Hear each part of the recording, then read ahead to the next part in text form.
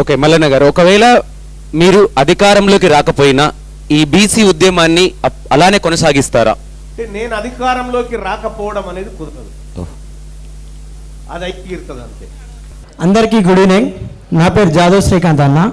I'm from Kakatiya university BEd student. Same సెనేటార్లో మనం ఫిబ్రవరి 3న సమావేశం, అందులో చాలా సమస్యలు చెప్పడం జరిగింది. ఒకటి ప్రధానమైన సమస్య ఏంటంటే మహిళలకు బస్సు విత్ రిజిస్టర్ ముంగట మీరే చెప్పిండ్రు మార్చ్ 13 అంటే మార్చ్ 31 వరకు మీకు 100% బస్ ఫెసిలిటీ యూనివర్సిటీలో ఇస్తామన్నారు. అది ఇంతవరకు సాధ్యం కాలేదు. ఇప్పుడు రోడ్ ఫెసిలిటీ అయింది కాబట్టి ఇంజనీరింగ్ కాలేజ్ వరకు బస్సు అవసరం. మహిళలు చాలా ఇబ్బంది పడుతూ ఉన్నారు.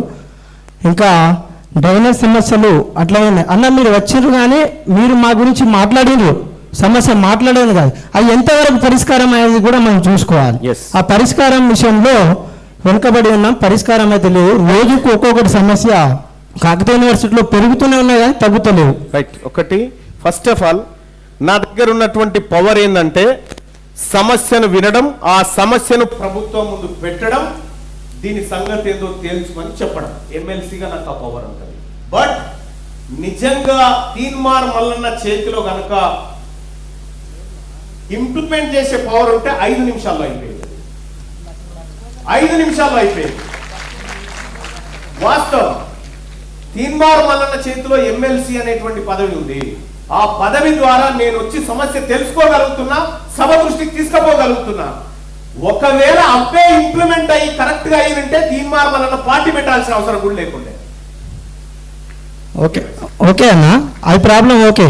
కాకపోతే ఎలాగైతే నారాయణ శ్రీ చైతన్యలో వెళ్ళి ప్రశ్నించారో అలాగే కాకతీయ యూనివర్సిటీలో మళ్ళీ ఒకసారి బీసీ గారిని రిజిస్టర్ గారిని అలాగే ప్రశ్నించాలి. మీరు ఎందుకు ఈ ప్రాబ్లం సాల్వ్ చేయలేకపోతున్నటువంటి ప్రశ్నించాలని యూనివర్సిటీ విశ్వవిద్యాలయం విద్యార్థుల తరఫున మీకు కోరుతున్నాం. Thank you. తప్పకుండా. ఓకే అన్న, సమస్యలు చెప్పడానికి కొంచెం తొందరపడకండి. చాలా ఉన్నాయి సమస్యలు యూనివర్సిటీలో. మిత్రులు చాలా కష్టపడి వచ్చి వెళ్ళిపోయాను మైక్ గుంజుకుంటున్నాను. ఇంకొకటి అన్న, గవర్నమెంట్ ఇప్పుడు ప్రీ స్కూల్ స్టార్ట్ చేసింది సార్.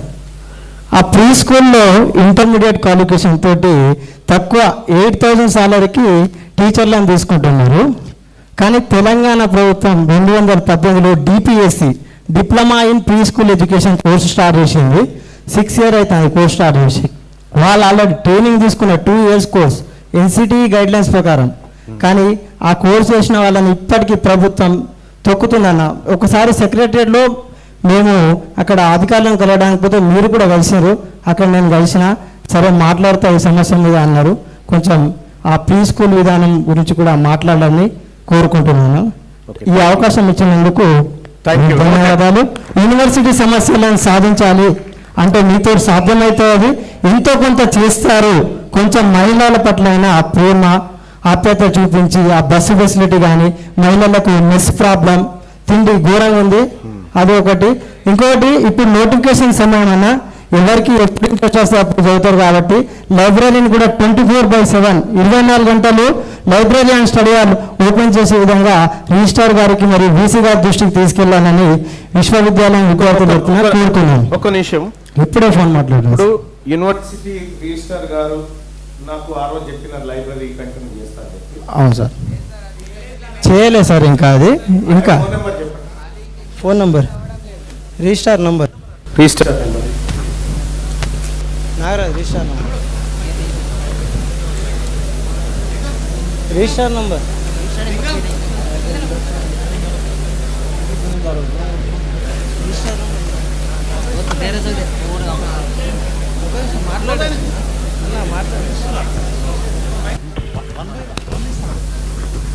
హలో రిజిస్ట్రార్ గారు, నేను తీన్మార్ మల్లన్న ఎమ్మెల్సీని మాట్లాడుతున్నాను. నమస్కారం. ఈ కాకతీయ యూనివర్సిటీలో లైబ్రరీ 24 hours ఎందుకు ఉంటలేదండి?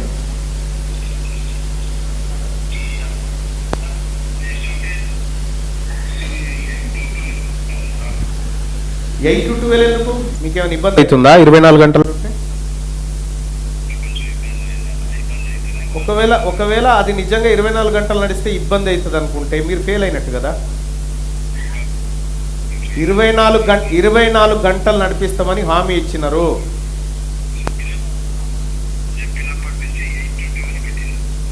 8 to నైట్ 12 వరకు పెట్టినావా? ఒక్క నిమిషం లైన్లో ఉండండి. 8 to 12 ఉందా? 8 to 8 ఉందంట. 8 to 12 పెట్టండి. 8 to 12 పెట్టినాం. 8 ఇప్పుడు 8 to